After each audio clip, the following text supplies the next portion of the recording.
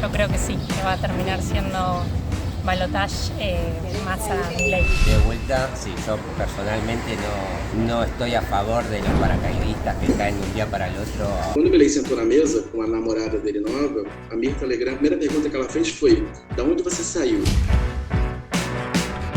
Ontem, não, eu fui num salão de beleza e estavam dizendo que ele é pancake. Eu falei, como pancake? Ah, porque vira de um lado pro outro, de um lado pro outro. Tem um cara que é apoiador do Massa que fala assim: pô, como é que você quer que eu apoie o Massa se ele é parte do governo do Alberto Fernandes? Aí o cara falou assim: vou te dar um exemplo de futebol. E você vai conhecer dados atuais da primeira pesquisa que foi feita depois do primeiro turno. Olá, tudo bem? Gabi Casé aqui. Hoje nesse vídeo eu vou te mostrar como é que foi o clima das eleições que aconteceram aqui na Argentina, eleição para presidente. Vou te mostrar também o perfil dos dois candidatos que vão se enfrentar no segundo turno para ocupar a cadeira da presidência aqui na Argentina, o Milei e o Massa. E você vai conhecer dados atuais da primeira pesquisa que foi feita depois do primeiro turno. Então fica comigo nesse vídeo.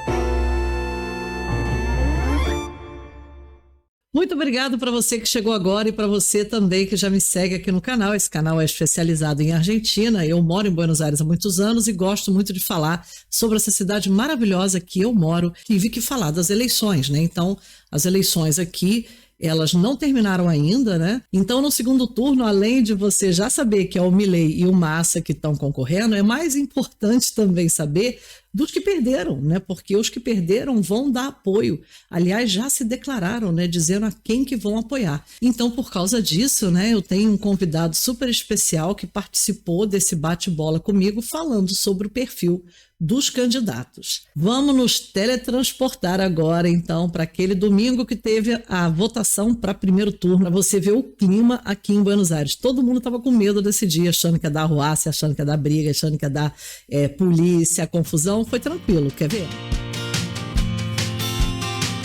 Pessoal indo votar, a mulher lá com laranja, tá vendo? A gente com criança. Aí é uma escola pública, tá vendo? Todos os colégios eleitorais são em escolas públicas.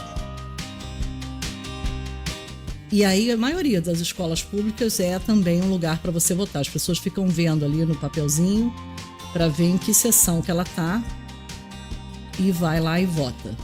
E agora me resta apresentar o meu querido amigo convidado, que é o Matheus Feitosa. O Matheus é jornalista, ele também é escritor e cinéfilo. Isso a gente tem super em comum, porque eu também adoro cinema. E mais legal de tudo isso é que ele também é torcedor do Santos. Então essa é a identidade secreta do Matheus, eu estou revelando aqui para você. E eu vou pedir para que ele apareça aqui agora, já está aí na tela com a gente, né? Olá, tudo bem? Boa noite. Boa noite, Gabi. Obrigado pelo convite. Quero também mandar boa noite para o César, que está na direção das imagens, na edição. Também um abraço para todos os membros do canal e todos que estão aqui com a gente, né? Além dos membros, tem também outras pessoas, amigos, colegas. Essa eleição assustou muita gente no mundo inteiro, né? Não só na Argentina, no Brasil, mas também muitos dando opinião, né, internacionalmente, falando sobre os candidatos. E por isso que eu acho super importante a gente, inclusive, falar um pouco de cada um dos candidatos. Mas ainda naquele clima, né, das eleições, eu quando estava lá filmando de manhã, porque eu não voto para presidente, né? O estrangeiro radicado que mora aqui, ele não vota para presidente, só se ele fosse cidadão, né? Só se ele fosse naturalizado argentino, que não é o meu caso. Mas eu perguntei, então eu fiz várias entrevistas ali, né, perguntando para as pessoas. Eu vou mostrar uma e depois eu volto com o Matheus para ele me falar um pouco sobre o que ele achou. La gente está muy tranquila votando. Ojalá que venga todo el mundo, porque en las anteriores hubo un porcentaje alto de gente que no asistió a votar. Está compleja la votación, una elección de 3/3 y fue así, porque muchos no creían, fue como una sorpresa grande. Se dé vuelta, sí, yo personalmente no estoy a favor de los paracaidistas que caen de un día para el otro salidos de la nada, sin experiencias. Votar y por qué va a votar en el candidato que votas. Para el frente de todos, porque aparte son los únicos que tienen una propuesta que realmente pueden, los escuchás y ahí y entendés de qué se trata y te están contando qué es lo que pasa y qué es lo que van a hacer. Está todo muy difícil acá, creo que son, por lo menos desde que tengo uso de razón, la vez que estoy votando con menos convicción. Pero yo creo que hoy es unirnos para votar lo que dé menos miedo y eso es terrible. Pero bueno, todavía hay ciertos ideales que no se pierden, hay derechos que no se negocian y bueno, más o menos yendo por ese lado, de vuelta, sin mucha convicción, pero siempre sabiendo lo que no. Y la ultraderecha en Latinoamérica está tomando un lugar re grande, tenemos que unirnos para ir contra la ultraderecha y contra los derechos que nos quieren quitar, que nos costó un montón conseguirlos. Yo creo que sí, que va a terminar siendo balotage Massa-Milei. Pero bueno, esperemos, porque si en primera vuelta se define algo, nada, igual de todas formas gane quien gane, los espacios de lucha y eso siempre van a ser los mismos y hay que estar muy unidos. Pero sí hay que tratar de que no gane el terror. Muita gente foi para as ruas com um certo medo, existe uma tensão no ar muito grande, porque de fato tudo pode mudar, não é uma simples eleição presidencial onde vai sair um presidente e vai entrar outro presidente. Pode ser o fim de um ciclo. Então esse eleitor, ele reflete exatamente esse espírito, né? Desse dia de muita tensão. Esse clima, porque ó, isso que eu estou falando do clima, que o Matheus também falou do clima, é uma coisa super importante para a gente ter em conta, porque essa eleição não foi comum, tá? E mesmo assim, eu senti um clima de respeito na rua. Não teve arruaça, né? Não teve quebra-quebra, não teve nada disso. Todas as pesquisas indicaram essa eleição de tercios, que o entrevistado aí falou. Ou seja, 3 candidatos têm cada um terço dos votos. Um tem 30, um tem 30, um tem 30. Praticamente todas as pesquisas indicavam esse empate técnico muito na margem de erro. As pesquisas, por uma questão de regra eleitoral aqui, elas já não são realizadas há mais de uma semana. Então nós não temos, como no Brasil, por exemplo, que a gente vai para a eleição, uma pesquisa realizada e divulgada na grande mídia no dia anterior. Aqui nós não temos informação há uma semana, para que não influencie no resultado e tudo. Em uma semana, num ambiente de tanta instabilidade política, de tanta disputa, muita coisa aconteceu. A gente que mora aqui, Gabi, sabe do que eu estou falando, essa uma semana parece que demorou 90 dias. Esse resumo que eu estou mostrando para você é um recorte da live que eu fiz no primeiro turno. Agora eu vou fazer o do segundo turno, vai ser agora dia 19 de novembro, onde eu vou fazer toda a cobertura, eu vou acompanhar ao vivo e você vai ficar sabendo, antes de qualquer pessoa, o resultado, que é super importante, dessa eleição para presidente aqui na Argentina. Então, dá uma olhada se você está inscrito no canal. Se você não tiver inscrito, se inscreve, porque aí o YouTube te avisa quando eu estiver subindo a live, você não vai perder. Aliás, não vai perder nem essa live, nem todos os vídeos super bacanas que eu subo no canal todo domingo, falando sobre Buenos Aires, falando sobre viver aqui na Argentina, enfim, tem um monte de coisa relevante, interessante sobre a Argentina, e se você não estiver inscrito no canal, você não vai receber a notificação. E agora eu vou te mostrar os candidatos votando aqui em Buenos Aires, né? Como é que foi o dia deles votando, como é que foi essa movimentação. Lembrando que o voto aqui ele é impresso, né? Como funciona o voto impresso aqui? Você chega no local, parece muito com o Brasil, você tem um mesário, você procura a sua sessão, a sua urna, você assina aquele caderninho, ele te dá com um papelzinho, muito parecido com o Brasil. Só que o mesário te dá um envelope e você vai para uma sala reservada. Nessa sala reservada tem as boletas com os candidatos. Você vê qual é a sua boleta, qual é o seu candidato, você pega esse papel, coloca dentro do envelope, fecha o envelope, sai desse lugar reservado já com o envelope fechado e deposita em frente ao fiscal o envelope fechado com o seu voto. O voto funciona um pouco diferente. Foi uma confusão enorme a votação do Javier Milei, teve briga, teve um jornalista que foi agredido, da M750, que é uma rádio. A Patrícia, a votação já foi um pouco mais tranquila. O Márcio também votou num colégio, também cedo, também sem muito tumulto. Tá aí, aparecendo até o canhoto da votação, né, o que precisa para você votar, você precisa do seu DNI e simplesmente chegando, você tem que ver qual é a sua sessão e você vota e ganha exatamente esse ticketzinho que apareceu aí na imagem. Eu queria falar sobre o candidato Milei, com certeza é o candidato que gera maior curiosidade, que esteve na frente das pesquisas por muito tempo, que durante muito tempo foi apontado para ganhar logo em primeiro turno, né? Eu estou falando do termo que a gente usa em português, aqui a gente fala de vuelta e balotaje, que vocês já sacaram que é a segundo turno. E aí o Milei, ele tem uma biografia muito diferente dos outros candidatos e ele chega cheio de promessas que tem um caráter muito diferente de tudo que já aconteceu aqui. Então, a gente falou da Patrícia com a questão da segurança pública. Então, eu também queria pedir para que o Matheus, quando apresentasse o candidato Milei, falasse qual é a pauta principal da campanha dele. Eu vou citar aqui na Argentina tem um programa muito famoso, que é uma espécie como se fosse de a Hebe da Argentina, que é a Mirta Legrand. E a Mirta recebe convidados numa cena, num jantar. E uma mesa, enfim, ela recebe esses convidados e ela recebeu todos os 3 principais candidatos à presidência e o primeiro aí foi o Milei. Quando o Milei sentou na mesa com a namorada dele nova, a Mirta Legrand, a primeira pergunta que ela fez foi: da onde você saiu? Essa pergunta da Mirta, ela resume esse sentimento de onde saiu o Milei? Porque o Milei chegou na política em 2021. O Milei tem exatamente 2 anos na política. Em 2021, Milei foi eleito deputado nacional e também se tornou presidente do Partido Libertário. No mais, ele fez carreira na iniciativa privada, como professor universitário, como economista. Ele foi, por exemplo, funcionário do HSBC.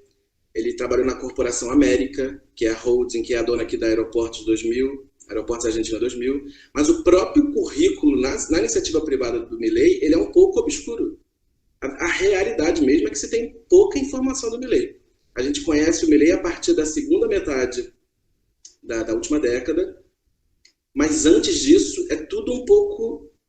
A gente realmente não sabe. As pessoas começaram a pesquisar, começaram a investigar, e apesar dele falar que ele sempre trabalhou no setor privado, o Milei já tinha sim trabalhado no setor público. Ele tinha sido assessor de Antônio Bussi, quando Antônio Bussi foi governador da província de Tucumã, entre 95 e 99.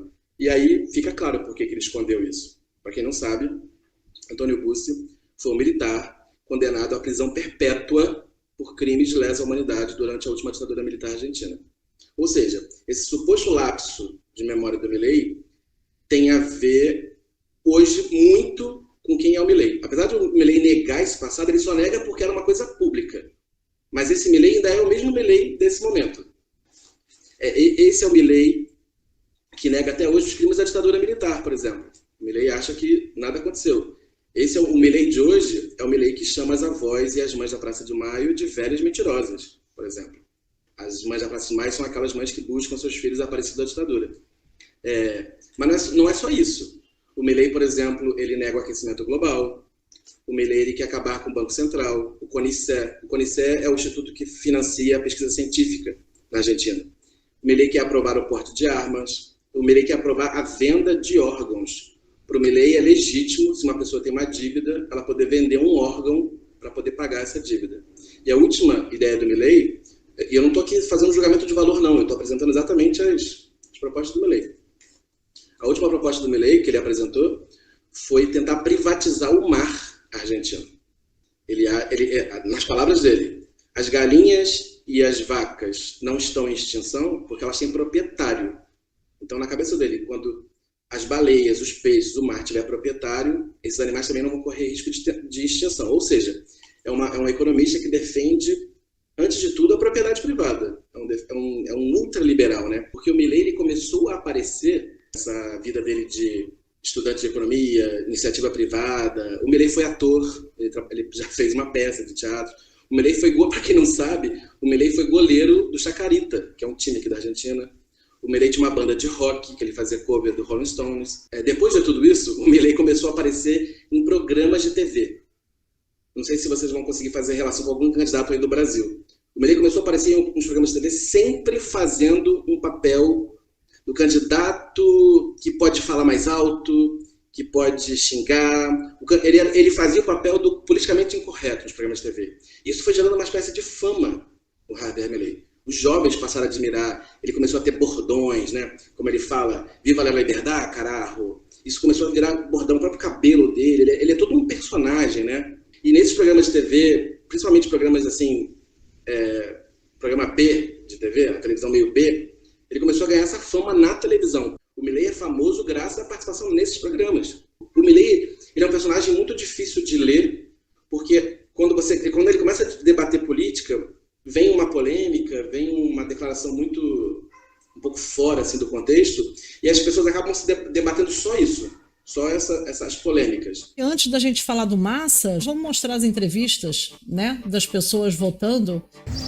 Ahora sí, ya voté, les puedo contar, muy poco entusiasmo por votar. Yo personalmente creo que el problema de Argentina es muy largo. El peronismo resolvió problemas que teníamos, pero se ha quedado muy largo y se ha deformado.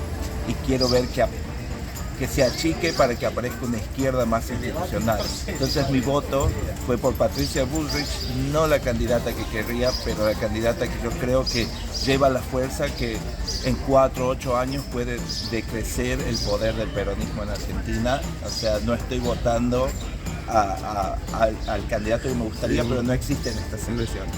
Pero vos crees entonces que va a balotaje? Yo creo que va a balotaje y creo que si entra Bullrich al balotaje, gana, porque la gente tiende hacia el centro. Si va al balotaje Milei con Massa, va a ganar Milei, porque el votante de Bullrich nunca votaría a Massa. Pensé que iba a ser mucho más lleno de gente, pero está bastante tranquilo. Creo que es porque cambió la mecánica de, por ejemplo acá en Capital, lo de votar electrónicamente. Mucho más fluido.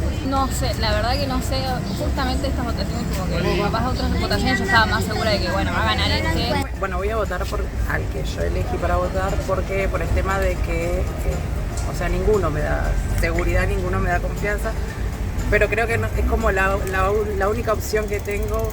No me gusta Milei para nada, no quiero quedarme sin derechos a nada.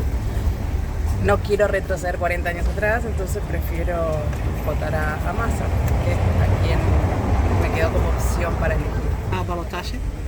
Sim, creo que van a balotagem. Bom, então vamos dar uma olhada aqui na pesquisa que saiu justamente depois do resultado do primeiro turno. Vão sair outras pesquisas também. Olha só, o Massa está na frente do Milei, de acordo com essa pesquisa. Vão aparecer outras pesquisas, eu certamente vou falar sobre elas no Instagram, então se você não me segue no Instagram, me segue lá no Instagram para você saber como é que tá andando essa história das pesquisas aqui. E também já foi noticiado aqui em Buenos Aires que o Macri, que foi ex-presidente da Argentina, e a Patrícia já declararam apoio publicamente ao candidato Milei. E aí, será que isso vai mudar alguma coisa?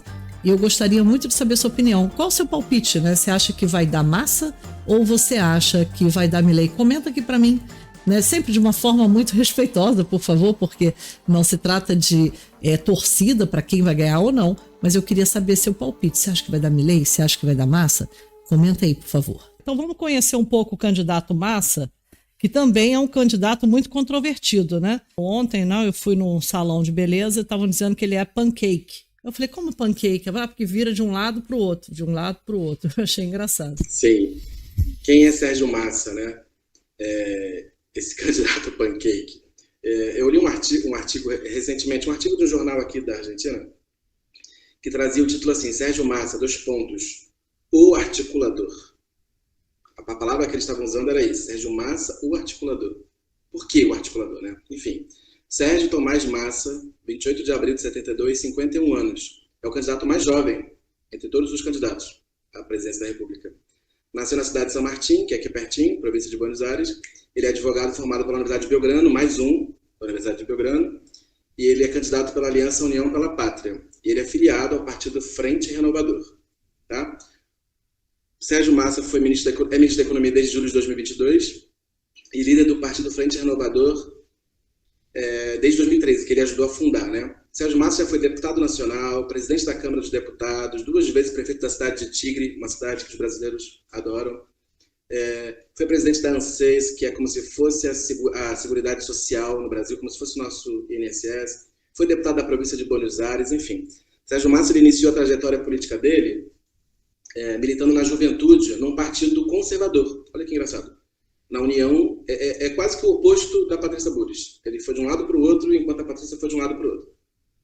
O Massa começou militando nesse partido, que se chamava União, deu Centro Democrático, um partido de viés bastante conservador, muito liberal na economia e tal. Mas depois, passou um tempo, ele se filiou ao Partido Justicialista, que é o partido do Perón, né? Fundado pelo Perón em 46. O mesmo partido do outro candidato, que é o Juan Schiaretti, o mesmo partido da Cristina Kirchner, o mesmo partido do Alberto Fernandes, presidente atual, enfim, toda essa miscelânea que a gente explicou aí. Com a chegada do Carlos Menem ao poder em 89, o Massa ele passou a trabalhar na administração pública, já com alguns cargos dentro da estrutura. Assessor de não sei quem, subsecretário de não sei o quê, ele estava ali já no meio, porque ele tinha um destaque entre os jovens. O Massa realmente é um cara muito destacado. Os inimigos do Massa reconhecem que o Massa é um cara um pouco acima da média, na inteligência, na articulação, na habilidade política, né?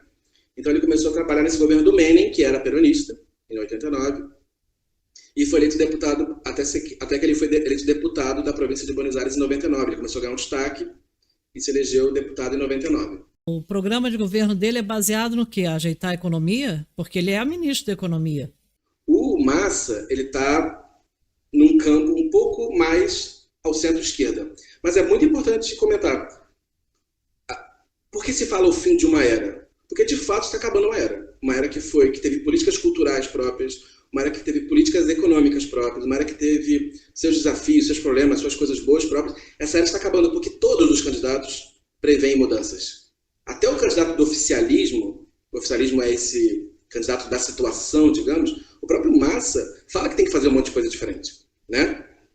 Tem um cara que é apoiador do Massa que fala assim, pô, como é que você quer que eu apoie o Massa se ele é parte do governo do Alberto Fernandes? Aí o cara falou assim, vou te dar um exemplo de futebol. Você sabia que o Scaloni, treinador da Argentina, era assistente do Sampaoli antes de ser o treinador? Para quem não sabe, o Sampaoli na seleção da Argentina foi um desastre. E o assistente dele era o Scaloni. Quando o Scaloni virou treinador, a Argentina foi campeã do mundo. Então eles estão até usando essa metáfora do futebol, que o governo de Massa vai ser outro governo. Acho que essa eleição, ela demonstra didaticamente a importância da Argentina na geopolítica mundial. Essa não é uma eleição, apesar de ser uma eleição num país no sul do mundo, um país com 45 milhões de habitantes, é uma eleição de um país onde participou Estados Unidos, China, Rússia, se falou em guerra da Ucrânia, se falou em FMI, se falou em yuan, se falou em dólar, se falou em lítio.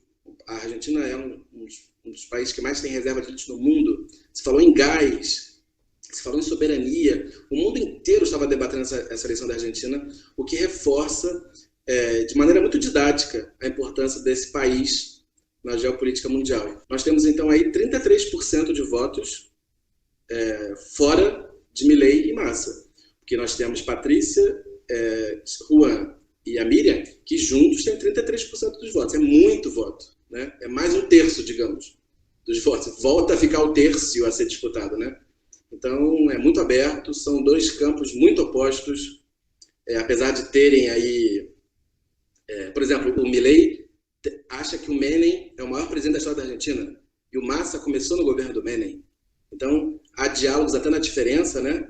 Mas, sim, existe uma diferença enorme entre os dois, e essa eleição está totalmente aberta, e vamos ver o que vai acontecer até dia 19, num país que todo dia acontece muita coisa, câmbio, moeda, enfim, essas intervenções internacionais, os interesses todos. Matheus, eu queria agradecer muito mesmo a sua participação, gostei muito dos seus comentários, é um prazer dividir a tela com você.